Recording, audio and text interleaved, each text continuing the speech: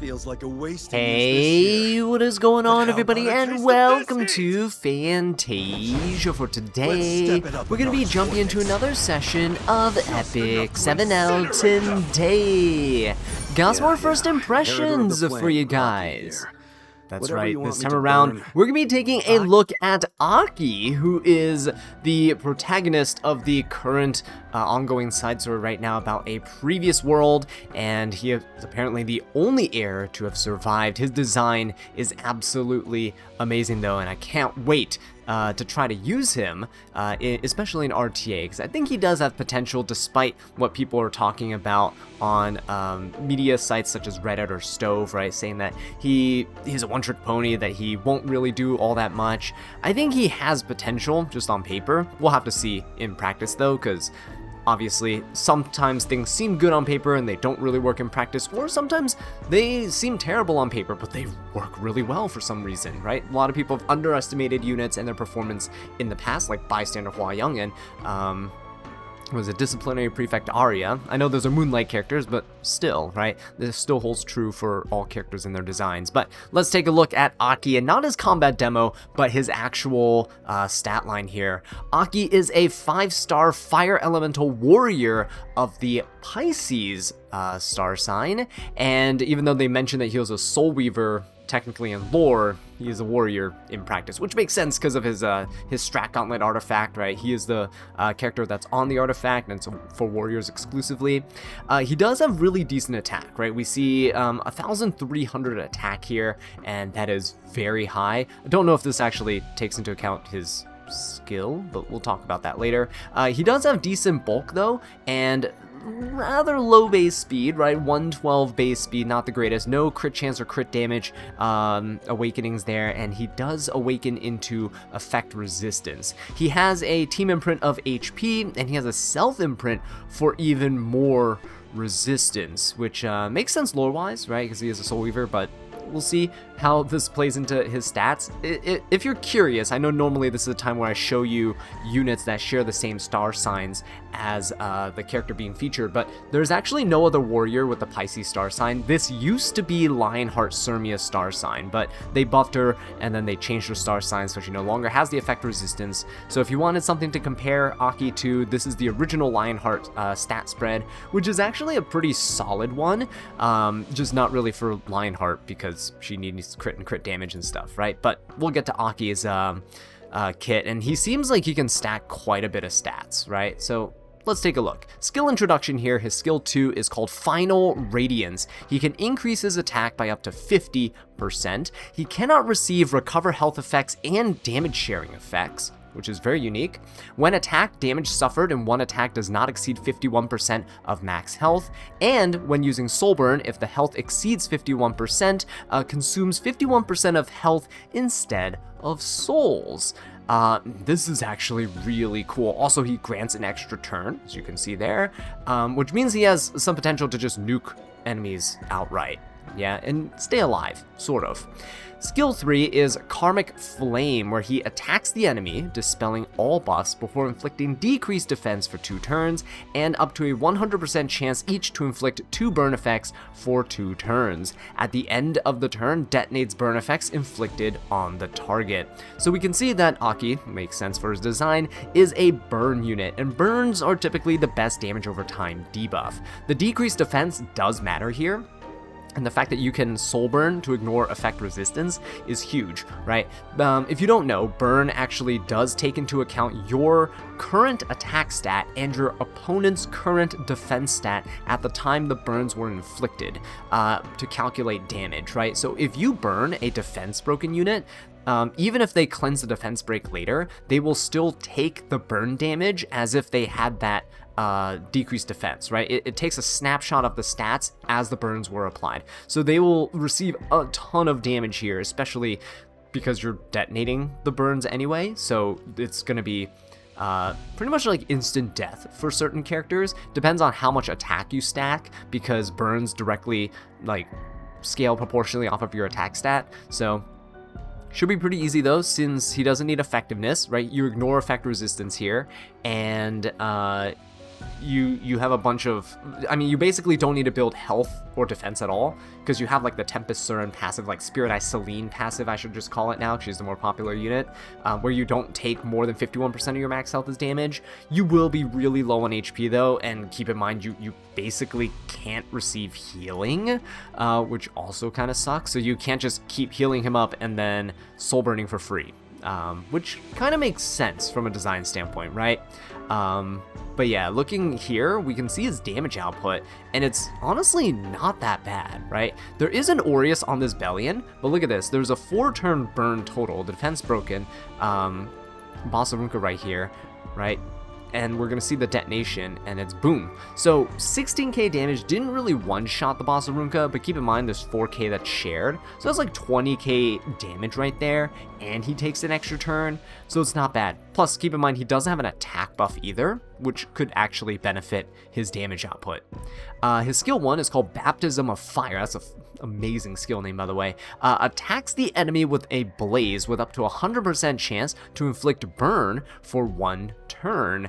At the end of the turn, detonates burn effects inflicted on the target. So basically the same as his skill 3, right? You detonate at the end of the turn, but it's only 1 burn effect for 1 turn. However, you're going to see that he has another soul burn effect here. You can use 20 souls to extend the duration of the burn by 3 turns. It's a 4-turn burn and ignores effect resistance. This attack does not trigger a dual attack. So this is actually really nice because 4-turn burn essentially makes this kind of like your skill 3, except this doesn't defense break. So you would technically be dealing less damage with this, but keep in mind that you could just soul burn your skill 3, and then you can soul burn your skill 1. The only way to really do this though is to have a barrier on your team. If you don't have a barrier, you'll use 51% of your max health for your first soul burn, and then you won't have enough HP for your second one. But that's kind of where this next part comes in, right? So we're gonna go ahead and take a look at the artifact now. His artifact is called the Ritual of Sealing Flames, and so this effect actually increases your effect resistance by up to 30%. And if you have plus 15, I think it's like 22.5%, something like that. At the start of the battle, you grant a barrier equivalent to up to 120% of your attack for 2 turns. This would actually be, I believe, 90% of your attack for 2 turns at plus 15. So this is not something that you actually need to max out. If you're just like a casual player, if you're kind of free to play and you kind of want to get him, you only need 1 copy of this artifact. If you don't pull it, you can get in the powder shop, which is really nice. But it synergizes really well with him because starting with a barrier allows him to soul burn for free, essentially twice, right? And we'll kind of explain that in more in just a second, but you are able to summon for him on January 8th, which is pretty good, soon actually, in like a week. Wow, oh my gosh, it's almost 2026, guys. That's amazing. All right, oh, that's awesome. Okay, 2026 on the horizon, and Aki is gonna get released soon. Okay, so unfortunately, this is normally the part where I would talk about his like potential builds and things. We will talk about some other artifact choices before we look at the combat demo, though, because we, you know, don't have a choice. I can't show you any hypothetical builds on him. So let's take a look at his artifact choices. Alright guys, let's take a look at some potential artifacts that you can run on Aki. The first one that came to mind for me personally was Benimaru's Tachi. It does allow you to start with immunity, which is great because it does kind of synergize well with him having high resistance. If your opponent was trying to ignore res, soul burn something, they would need to have a skill that strips your buffs as well in order to be successful in debuffing him. So that's kind of nice. You also get an attack buff at the start of your turn if you don't have a debuff, which again synergizes with him because he has high resistance, and that would actually help his damage output quite a bit because I don't believe he self-attack buffs at all. If you have another attack buff on your team, it could work out and you don't really need this, but this is just an option. I do just want to clear the air though with this about Junkyard Dog, because I'm sure some people will be like, oh, you could just run Junkyard Dog for more burns. It would work, but this doesn't work on high resist units because artifacts don't actually ignore resistance if you soul burn and get an ignore resist effect, right? So if you ignore res and you're trying to apply burns with Aki into like a soul weaver, let's say, that has high resist, your normal burns that are attached to your skill will ignore res, but the artifact here would not, right?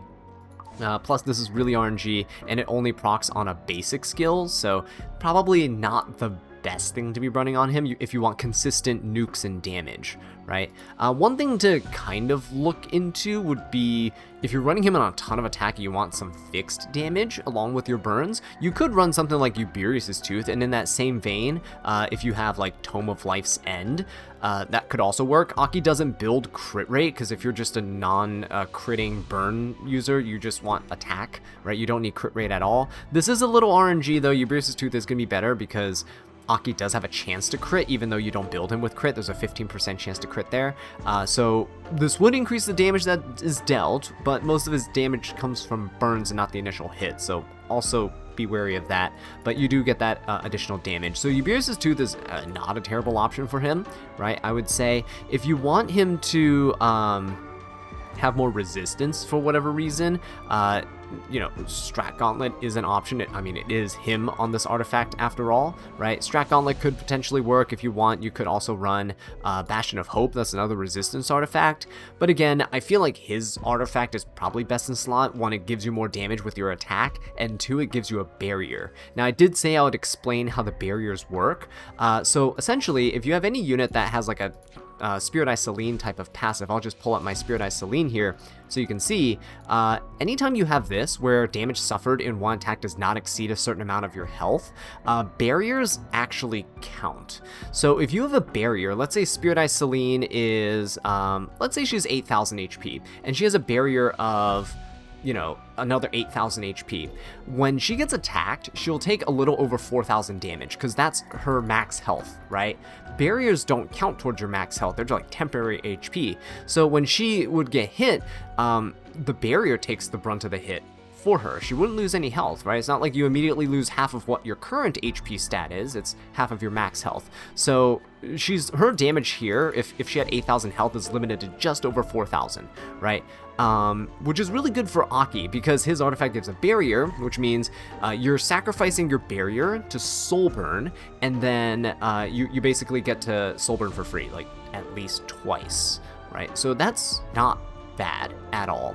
I think he has quite a bit of potential just because of that. He has a good amount of free soul burns, and free soul burns actually have the ability to proc things like Shepherd of the Dark DN, for example. You saw that in the combat, we'll see that in the combat demo. We saw a little bit in the demo that was playing earlier, but there are also other units that can get benefits from you soul burning, taking extra turns as well. For example, like Saria, and that's really nice, especially because Saria is getting a buff with the new artifact change, right, that ignores damage sharing, so otherworldly machinery. So yeah, she could also be a really nice unit to pair with Aki, for example, if you're doing a more aggressive kind of nuking playstyle against your opponent, right?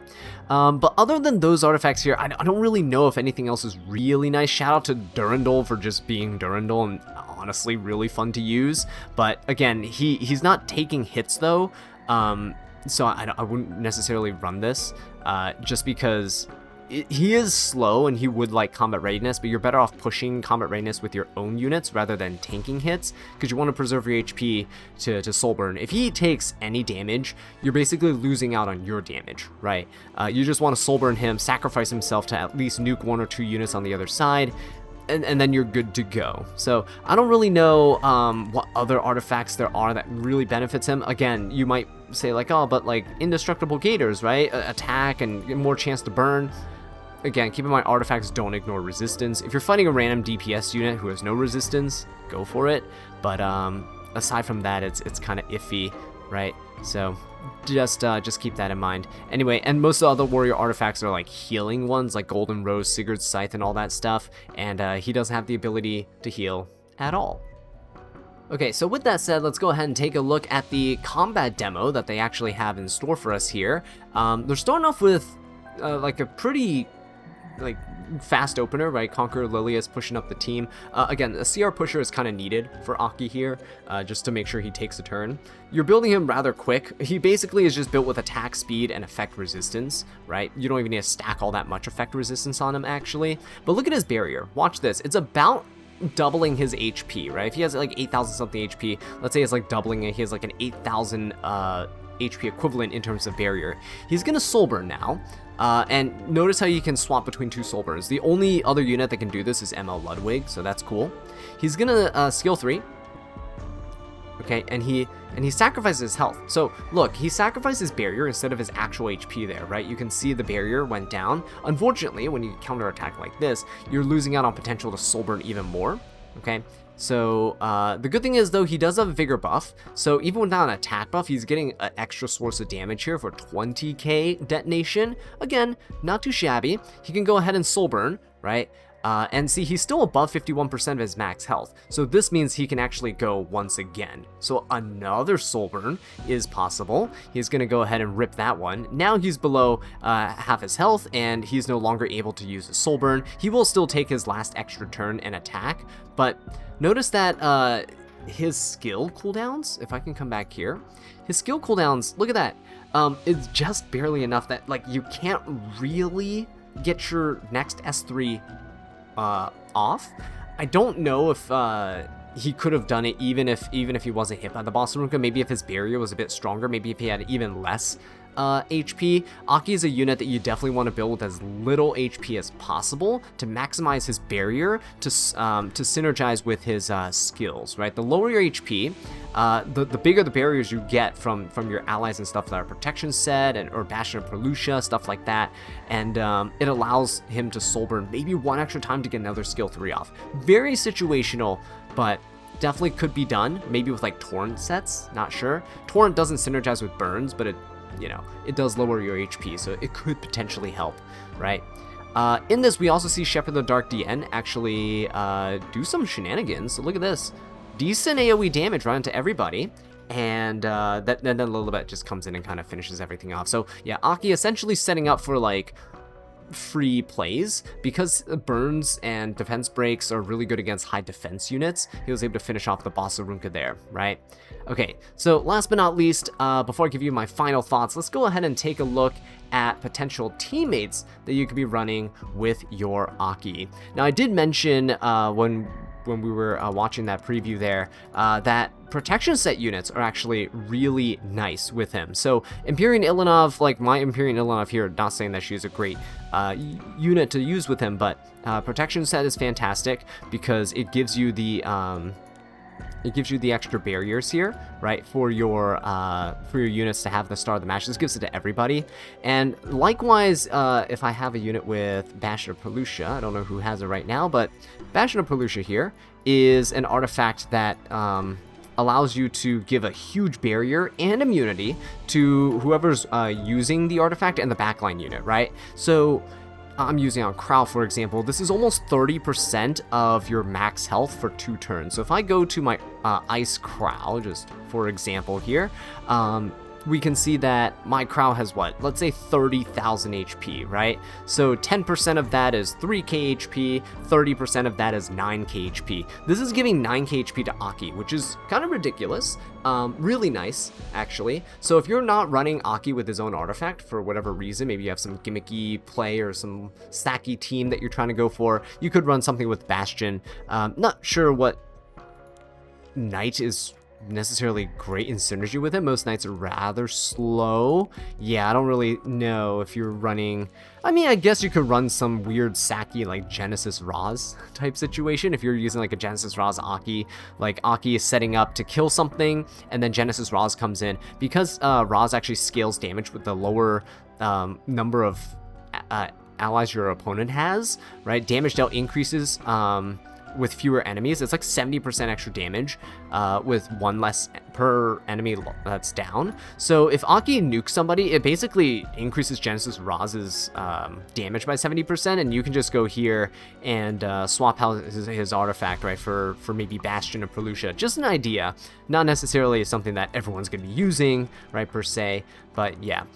Something else could be like Dragon Bride Senya. She's getting buffed, right, so that's going to be kind of nice, and when she gets buffed, she does actually give the barrier to herself and a backline ally for 3 turns. So it's a pretty chunky barrier because it scales with her HP. I forget how much HP it scales with, but yeah, Dragon Bride Senya could be a decent option if you're playing like a slower team. I know people are going to be focusing Aki down like as soon as possible, but Yeah, Dragon Bride Senya is not a horrible option there if you want to use something like that. Another shout out to an artifact here, and I believe it's also on my Empyrean Ilanov, so let me go ahead and show you, is Rise of Monarch. So if Aki is really low on HP, it doesn't mean that he's absolutely useless. As long as he can stay alive, even with his little bit of health below 50%, if you get a barrier off of something like Rise of a Monarch, that barrier, again, that temp HP can bring you higher. I don't actually know if it will let you soul burn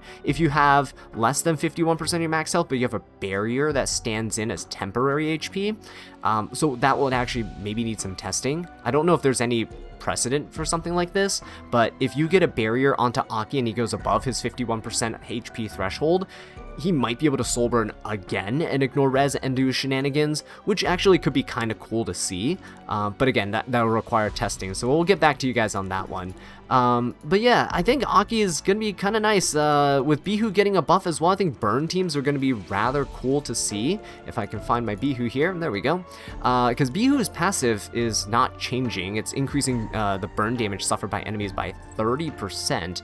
And yeah, with Bihu also being a combat readiness pusher with his skill 3 here, right, being able to push up the combat readiness of all allies, he could work quite well with Aki. I can see Aki and Bihu being together and like just kind of decimating stuff in arena, perhaps. That would be kind of fun, honestly. So even if he's not super viable in RTA, I think he is going to be really useful in other modes where you want to focus down your opponents as soon as possible. But yeah, with that being said though, guys, I think Aki is pretty decent overall. He'll definitely have use in arena. He'll definitely have use in Guild Wars, because Guild Wars already start with such few units that if you're using a nuke like Aki, you could probably take down your opponent's teams in like one shot. So in Guild Wars, it's going to be great too. And when it comes to RTA, it's going to be very iffy. He seems like he's going to need specific sort of drafts around him, especially because, you know, if he gets focused down early, if your opponent goes first and, like, let's say Rinox you and just nukes your HP pool or your barriers away, his offensive capabilities basically go straight out the window, right? So do be careful about that. But yeah, with that being said though, guys, if you want to see Aki in action when he gets released, do be sure to subscribe to the channel and like this video if you did enjoy the breakdown. So until next time, take care.